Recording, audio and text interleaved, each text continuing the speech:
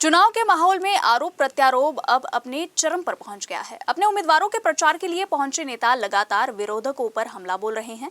NCP Sharad Pawar गुट के नेता जयंत पाटिल ने भंडारा जिले के तुमसर में अजित पवार और एनसीपी नेताओं पर शरद पवार की पीठ में छुरा घोंपने का आरोप लगाया है। देशाच्या प्रधानमंत्र्यांनी भाषण केलं आणि 70,000 कोटीच्या घोटाळ्याचा उल्लेख केला। 70,000 कोटीच्या घोटाळ्याचा उल्लेख केल्यावर आमच्या बरोबरचे सगळे कधी पळून गेले आम्हालाही कळलं नाही। घाबरून गेले असतील, काही ना काही झालं असेल।